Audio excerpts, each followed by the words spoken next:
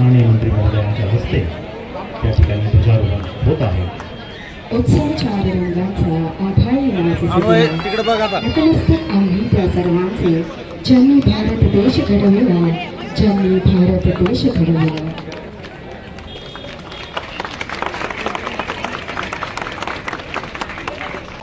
नमस्कार, नमस्कार जालना, नमस्कार।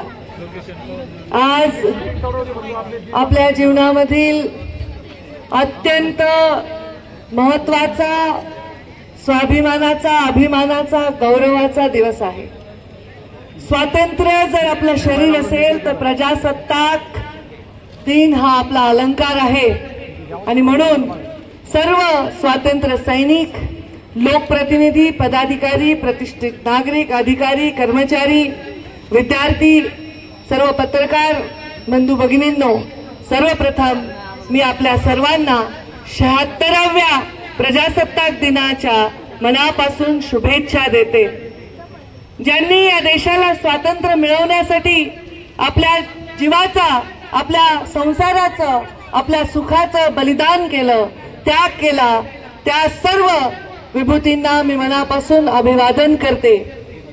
खरं तर जालना जिल्हा पालकमंत्री म्हणून मी या मंचावरून आपल्या सर्वांना संबोधेन असं मला कधी वाटलं नाही। हा योग माझ्या जीवनामध्ये सुवर्ण योग आहे आणि तो जालन्याच्याही जीवनामध्ये सुवर्ण योग असावा, अशा प्रकारची बुद्धी शक्ती मला येऊ आणि मी तुमच्या सेवेसाठी कार्यरत राहू, हेच आशीर्वाद या निमित्ताने आपल्या सर्वांकडून मला अपेक्षित आहे।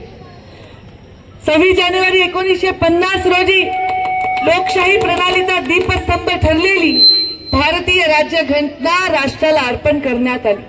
जगामध्ये भारत देश एक प्रजासत्ताक गणराज्य म्हणून उदयास आला आणि लोकशाही तंत्राने घटनेनुसार देशाचा कारभार सुरू झाला। नागरिकांना राज्यकारभारामध्ये सहभागी होण्याचा अधिकार मिळाला नाही। या दिवसाला फार महत्त्वाचं विशेष असं महत्त्व आहे। घटना समितीच्या मसुदा समितीचे अध्यक्ष महामानव भारतरत्न डॉक्टर बाबासाहेब आंबेडकर यांनी हे अमूल्य योगदान यांचं या घटना बनवण्यामध्ये आहे आणि त्यामुळे जगामध्ये सहिष्णू म्हणून भारतीय लोकशाही अत्यंत श्रेष्ठ ठरली आहे आणि ठरत जाणार आहे। वासुदैव कुटुंबकम या आधारावर जगामध्ये सत्ता स्थापन करून आपल्या संस्काराचा, आपल्या विचारांचा झेंडा या जगामध्ये जावा आणि भारत देश एक मोठी महासत्ता बनावं, हे स्वप्न या देशाचे प्रधानमंत्री नरेंद्र मोदींनी पाहिलंय आणि त्या सगळ्यामध्ये आपल्याला योगदान द्यायचं आहे। जालना जिल्ह्याचा आज पालकमंत्री म्हणून मी आपल्याला संबोधत असताना या जालना जिल्ह्याविषयी मी विचार करत होते। मला असं वाटतं की या जालना जिल्ह्यामध्ये भविष्यामधील भाईचारा आणि संविधानाला सन्मान देणारं उगमस्थान म्हणून हा जालना जिल्हा ओळखला जाईल, अशा प्रकारचा या भागामध्ये प्रशासन, शासन काम करेल, अशा प्रकारची मी आपल्या सर्वांना शाश्वती देऊ इच्छिते। खरं तर जालना म्हणजे सोन्याचा पालना असं मी ऐकलेलं आहे। इथे प्रचंड मोठ्या प्रमाणात उद्योगधंदे आहे। एक उद्योग असेल तर तो लाखाचा पोशिंदा असतो। एका उद्योगामुळे अनेक कुटुंबांच्या घरामध्ये चुली जळत असतात, अनेकांना रोजगार मिळत असतो, अनेकांचे मुलं शिकत असतात। तर या उद्योगांना जास्तीत जास्त सहकार्य करण्यासाठी आणि या उद्योगांचं अत्यंत शिस्तीने पालन करून पर्यावरण जपण्यासाठी आम्ही पालकमंत्री म्हणून या जालन्यामध्ये मी कटिबद्ध राहीन, हे आपल्या सर्वांना वचन देते। शेती ही लाखांची भूक भागवत असते आणि बळीराजा ती शेती कसत असतो। त्या बळीराजाचं जीवन कसं सुखी होईल यासाठी आमचं सरकार काम करत आहे। रोज नव्या नव्या योजना हे सरकार आमचं राबवत आहे। युवा हा रोजगाराने युक्त असला पाहिजे, महिला ही स्वावलंबी असली पाहिजे आणि भयमुक्त असली पाहिजे। हे कसं होईल हे पूर्ण करण्यासाठी आमचं सरकार हे कटिबद्ध असेल, या निमित्ताने आपल्या सर्वांना मी शाश्वती देते। आज आपण राज्यामध्ये अनेक योजना राबताना पाहत आहोत।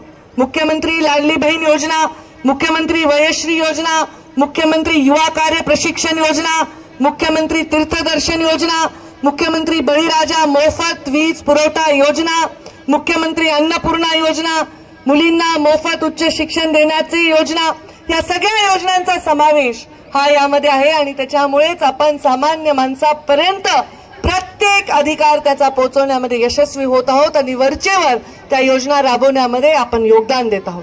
मुख्यमंत्री माझी लाडकी बहीण योजना, ही योजना या जिल्ह्यामध्ये 5,42,000 प्राप्त झालेले आहेत अर्ज आणि 5,25,000 पात्र महिलांना या योजनेअंतर्गत प्रतिमाहा 1,500 रुपयांचा लाभ देण्यात येत आहे. ही अत्यंत अभिमानाची गोष्ट आहे. राज्यामधील 65 वर्ष वयावरील ज्येष्ठ नागरिकांना दैनंदिन जीवनामध्ये सामान्य स्थिती जगण्यासाठी वयश्री योजना सुरू करण्यात आली आहे. त्यामध्ये या जिल्ह्यामध्ये 2,000हून अधिक प्राप्त झालेले अर्ज आहेत आणि जवळपास 468 नागरिकांचे अर्ज त्याच्यामध्ये पात्र ठरलेले आहेत. राज्यातील युवकांना शिक्षणानंतर प्रत्यक्ष कामाचे प्रशिक्षण देऊन मुख्यमंत्री युवा कार्य प्रशिक्षण योजना सुरू करण्यात आलेली आहे. यामध्ये 1,665 बेरोजगार युवकांची शिकाऊ प्रशिक्षणार्थी म्हणून निवड करण्यात आलेली आहे. तसेच 60 वर्षावरील ज्येष्ठ नागरिकांना मुख्यमंत्री तीर्थदर्शन योजना सुरू केली आहे. मुख्यमंत्री बळीराजा मोफत वीज पुरवठा योजना, ही आपल्याला माहिती आहे.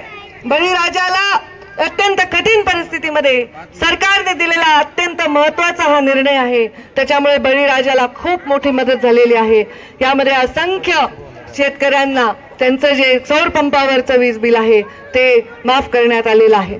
7.5 हॉर्स पॉवरच्या क्षमतेच्या शेती पंपांना पूर्णपणे मोफत वीज पुरवठा केला जाणार आहे. राज्यातील मुलींना 12वी नंतर उच्च शिक्षणासाठी जी योजना आहे त्या योजनेचा सुद्धा 100% लाभ या ठिकाणी देण्यात येत आहे. राष्ट्रीय पशुधन अभियान, कुक्कुटपालन आहे, शेळी मेंढी पालन आहे, गावागावामध्ये खेड्यामध्ये उद्योजक बनवण्यासाठीची योजना आहे. हे खातं माझ्याचकडे आता आहे.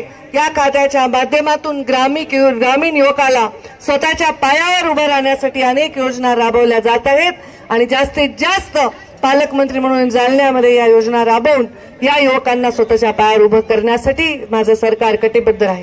केंद्र सरकारच्या महत्वाकांक्षी अॅग्री स्टॅक योजनेनंतर महाराष्ट्र सरकारने राज्यातील सर्व शेतकऱ्यांना एक ओळख क्रमांक तयार करण्यात येणार आहे आणि या ओळख क्रमांकाच्या माध्यमातून शेतकऱ्याला वेगवेगळ्या शासनाच्या योजनांचा लाभ मिळणार आहे.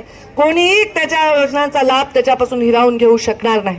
जिल्ह्यामध्ये तत्सम धनगर समाजातील अनेक समाज घटक आहेत जे भटके आणि विमुक्त आहेत.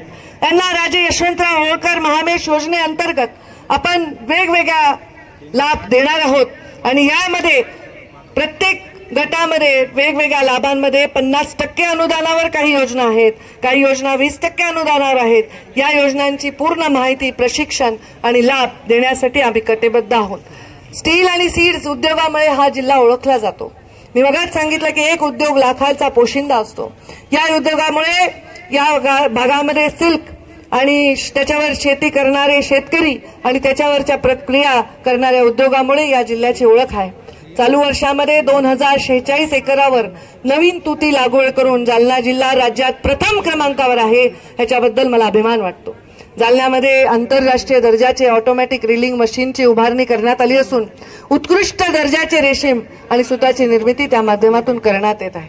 वेगवेगळ्या योजना राबवत असताना सामाजिक बांधिलकी आणि भान राखून या भागामध्ये मुलींना जास्तीत जास्त शिक्षण मिळावं आणि बालविवाह रोखावे यासाठी सुद्धा डिपार्टमेंट फार चांगलं काम करत आहे आणि त्याच्यामध्ये यश आलेलं आहे.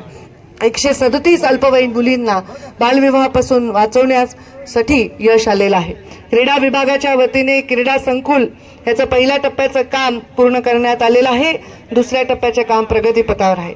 ऊसतोड कामगार मोठ्या प्रमाणामध्ये इथे आहेत. ऊसतोड कामगारांच्या मुलांसाठी शासकीय वसतिगृह योजनेअंतर्गत जालना जिल्ह्यासाठी 12 नवीन वसतिगृह मंजूर झालेली आहेत आणि त्यामधली 8 वसतिगृह ही सुरू झालेली आहेत. त्यामुळे या कष्ट करणाऱ्यांना शिक्षणापासून पोषणापासून आपल्याला दूर ठेवण्याची जी परिस्थिती निर्माण झाली होती त्याच्यामध्ये त्यांना ते देण्यामध्ये आपल्याला यश आलेलं आहे. कायदा आणि सुव्यवस्था अत्यंत महत्वाचा पाठीचा कणा आहे. यामध्ये जिल्हा नियोजनाच्या निधीतून जिल्ह्यामध्ये वेगवेगळ्या ठिकाणी CCTV कॅमेरे शहरामध्ये बसवले आहेत आणि त्याच्यामुळे गुन्हेगारी रोखण्यामध्ये मोठ्या प्रमाणात मदत होत आहे.